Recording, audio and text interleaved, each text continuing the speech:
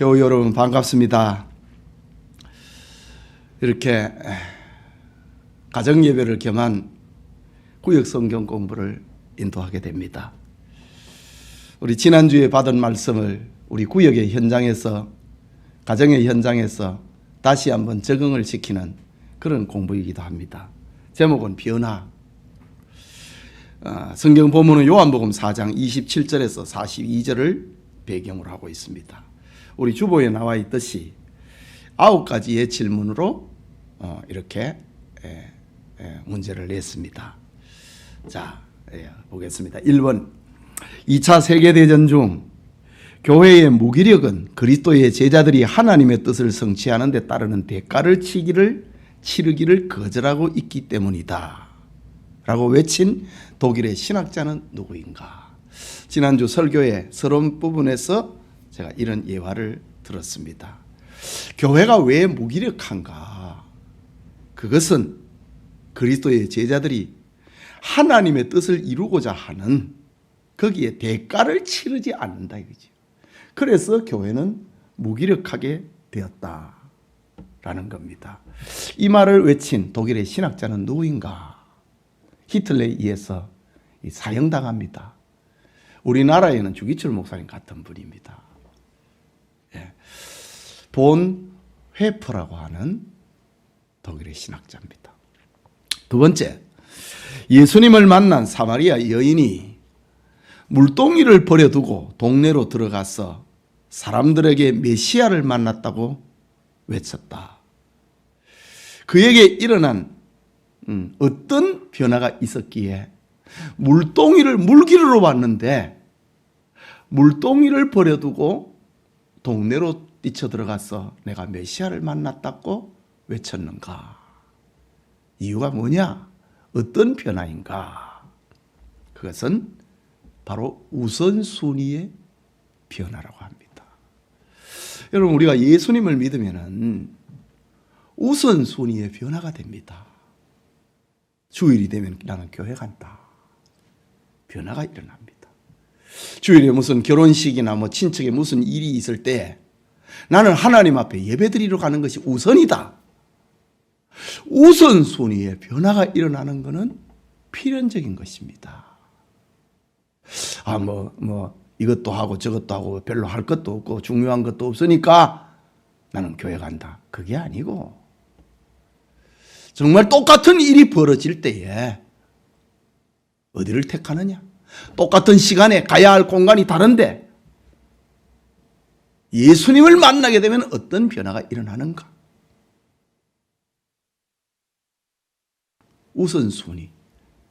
예수님을 만난 사마리아 여자는 물동이 물기르러 왔는데 물을 길어 가지고 집에 가야 되는데 물동이를 던져버렸다 이거죠. 그리고 동네로 가서 메시아를 만났다고 외쳤다. 우선순위의 변화. 이것은 수가성의 사마리아 여자뿐만이 아니라 모든 그리스도인들에게 일어나는 변화입니다. 세 번째 질문입니다. 구원의 감격이란, 그러니까 구원의 감격이 인간을 지배할 때 일어나는 첫 번째 삶의 변화는 무엇인가? 2번 질문하고 비슷합니다. 2번의 이야기가 사마리아 여자의 이야기라면은 3번의 질문은 우리의 이야기입니다. 구원의 감격이 인간을 지배할 때 일어나는 첫 번째 변화. 첫 번째 변화는 회개하고 주님을 구주로 고백하는 거잖아요. 그거는 마음의 변화고, 첫 번째 삶의 변화는 무엇인가? 마음의 변화는 회개하는 거고 주님을 구주로 고백하는 거고, 삶의 변화는 무엇인가? 그것이 바로 우선순위의 변화다. 그러니까 2번과 3번의 답은 똑같은 겁니다. 2번은 사마리아 여자에게 해당되는 거고 3번은 우리에게 해당되는 겁니다. 네 번째 질문입니다. 사마리아 여자가 자기 동네 수가성 사람들에게 외친 전도의 메시지는 뭔가? 가서 뭐라고 외쳤느냐라는 겁니다. 답이 이렇지요. 내가 행한 모든 일을 내게 말한 사람을 와서 보라. 이는 그리스도가 아니냐. 내가 만난 예수님을 전했다 이거지요. 어떤 이상적인 예수님이 아니고 어떤 책에 있는 예수님이 아니고 내가 만난 예수님을 전했다 이거지요. 나는 남편 5이 있었고 지금 있는 남편도 내 남편이 아니다. 그런데 예수님은 내 삶을 다 알고 계시더라. 이분이 메시아가 아니면 누구이냐 이거지요. 나는 그가 메시아임을 나는 믿는다. 그러니까 수가성의 사마리아 여자가 외친 전도의 메시지는 책 속에 있는 예수님이 아니고 어떤 상상 속에 있는 예수님이 아니고 내가 만나고 내가 경험하고 내가 체험한 예수님을 전하면서 그가 메시아다 라고 했습니다. 5번째 질문입니다. 사마리아 여인은 자신의 부도덕함에도 불구하고 이 남편 5이 있고 지금 또 새 남자하고 살고 있으니 얼마나 부끄럽습니까? 그래서 사람들 안 만날라고, 사람들 안 부딪힐라고, 팔레스틴의 뜨거운 열기, 사람들이 안 다니는 12시에 우물에 물 기르러 왔다 이거죠. 몰래 와갖고 먹고 살아야 되니까, 마시고 살아야 되니까 몰래 와가지고 물을 기르러 온 여자입니다. 그리고 부끄러운 여자입니다. 부도덕한 여자입니다. 사람 만나는 걸 싫어하는 여자입니다. 그럼에도 불구하고 그 말입니다. 지금 사마리아 여인은 자신의 부도덕함에도 불구하고 예수 그리스도의 증인이 되었다. 그 이유가 무엇인지 아는 대로 한번 말해봐라 라는 질문입니다. 지난주에 설교문에 나오는 질문입니다. 답입니다. 크게 2가지로 생각을 했습니다. 하나는 사람들에게 정말 중요한 것은 도덕성이 아니고 예수님을 알지 못하는 것이기 때문이다. 내가 지금 부도덕한 삶, 도덕성을 잃어버린 삶을 살지만은 이것보다 더 중요한 거 있다 이거지요. 그것은 예수님을 모르고 사는 사람이다. 오늘날 우리가 전도를 못하는 그런 이유 가운데 하나가 자기 처지를 생각하기 때문입니다. 내가 이렇게 많이 못 배웠는데, 내가 사는 삶이 가난한데, 내가 도덕성이 없고 막말을 함부로 하고 살았는데 내 같은 사람이 어떻게 전도해서 사람을 교회로 데려올 수 있는가? 그것 때문에 전도 못 하거든요. 그런데 그거 아닙니다. 사마리아 여자는 정말 사람 만나는 것이 싫고 두려웠던 여자입니다.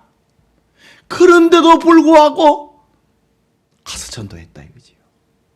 그 이유는 사람에게 정말 중요한 것은 도덕성이 아니고 예수님을 모르는 것이 정말 중요하다.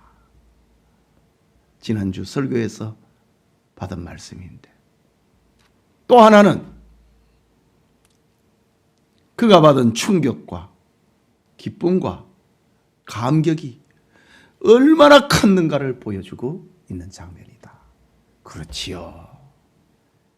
예수님을 만나니까 너무 좋은 거예요. 너무 충격을 받은 거예요. 그래서 부끄러움을 무릅쓰고 이 기쁜 소식을 온 세상 전하세. 사마리아 여자는 이 기쁜 소식을 사람들에게 전해야 된다. 그런 2가지 이유를 생각해 볼 수 있습니다. 6번째 질문입니다.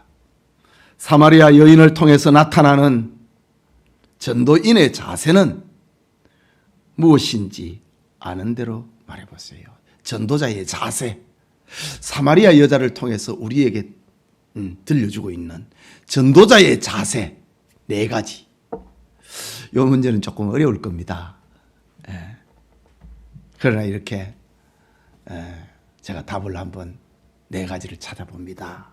첫째는 전도의 시작은, 둘째는 전도의 내용은, 셋째로 전도의 결과는, 넷째로 전도의 결론은, 이렇게 한번 답을 정해보는데, 전도의 시작은 마지못해서가 아니라 기쁨과 감격으로 예수 그리스도의 증인이 되는 것이다. 사마리아 여자에서 우리가 만날 수 있는 전도인의 자세입니다. 마지못해서 하는 게 아니고, 끌려서 하는 게 아니고, 기쁨과 감격으로 하는 거다. 누가 이 여자에게 동네 가서 전도하라고 말했습니까? 너무 기쁘니까, 감격스러우니까 자발적으로 쫓아갔다 이거지. 둘째로, 전도의 내용은 부정적인 삶을 전하는 게 아니라 구원과 축복과 사랑과 긍정을 전하는 것이다. 사마리아 여자는 구원의 소식, 기쁨의 소식, 축복의 소식, 사랑의 소식, 이거 전해야 된다는 거지요. 그래서 쫓아갔는데, 이게 바로 우리 전도인의 자세라고 할 수 있습니다. 예수님을 믿으면 뭐 불행해지고 뭐 가난해지고 뭐 병들고 이게 아니고, 예수님을 믿으면 복을 받는다 이거지요. 그러니까 이거 알아야 된다 이거지요. 예수님을 믿으면 구원받는다. 예수님을 믿으면 마음이 넓어진다. 사랑과 구원과 감격을 전하는 그것이 사마리아 여자에서 보여주는 전도인의 자세다. 전도의 내용을 말하는 겁니다. 세 번째, 전도의 결과는 하나님께 맡기고 자신의 감격을 전하는 거다. 결과까지 어떻게 다 책임을 질 수 있습니까? 옛말에 이런 말이 있잖아요. 말을 우물가에 물가에 데려가도 물을 먹이지는 못한다는 말이 있잖아요. 동물도 그런데 사람이면 오죽하겠습니까? 결과는 우리가 책임지는 거 아니라 이거지. 결과는 하나님이 하십니다. 결과는 하나님 앞에 맡기고 내 감격을 전하는 거, 그게 전도다.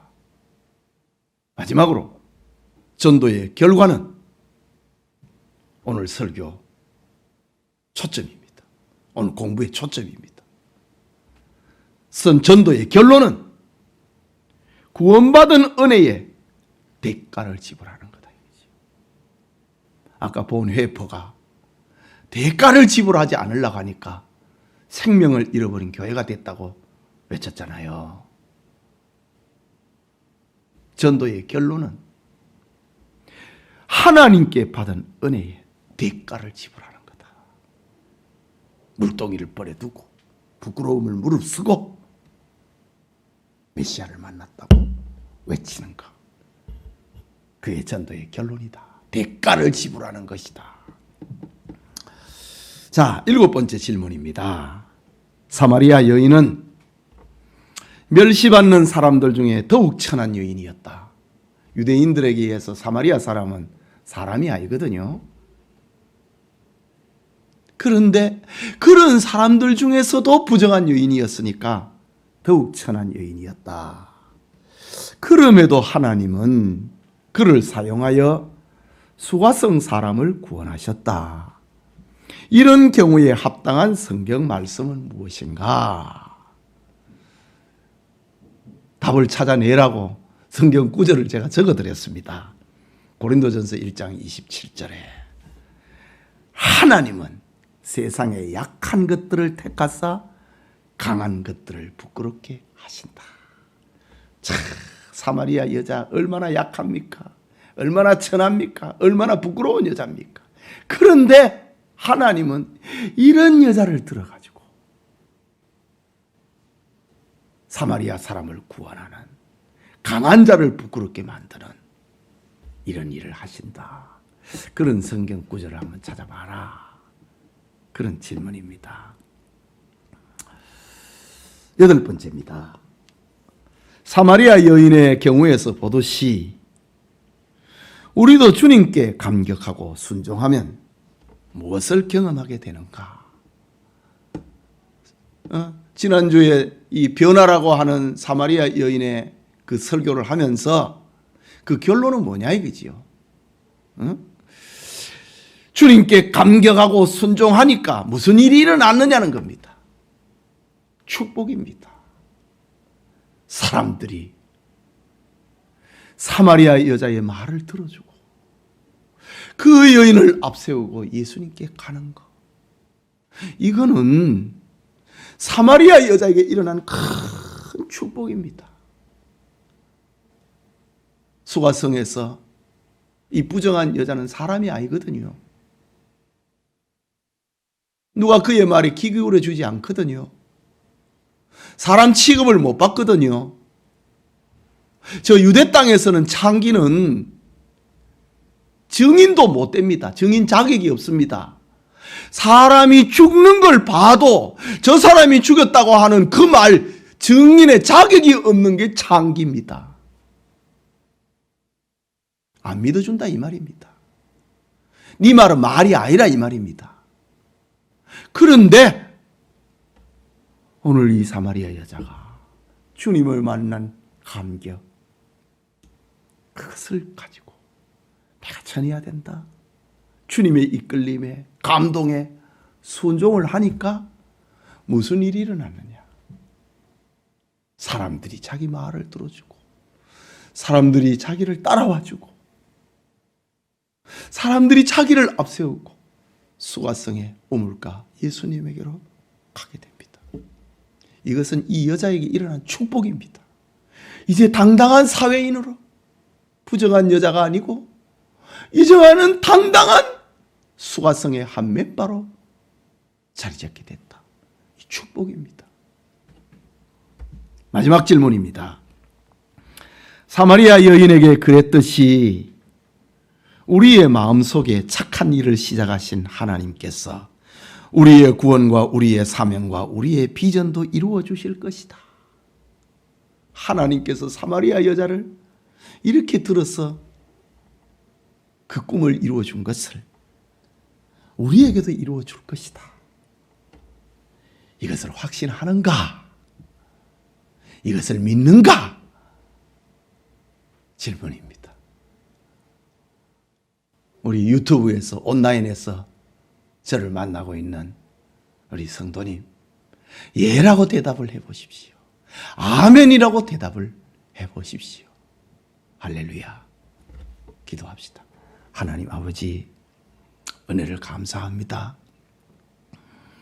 우리 코로나19 재앙으로 인해서 주일 오후 예배를 못 드리고 구역 예배도 온전히 드리지 못하는 그런 아픈 시절을 보내고 있습니다. 그러나 이 영상과 함께 가정 예배에 구역 예배에 참여하고 있는 이들에게 주님의 은혜를 입혀 주시옵소서. 우리에게 변화의 축복이 넘치게 해 주옵소서. 예수님 이름으로 기도합니다. 아멘.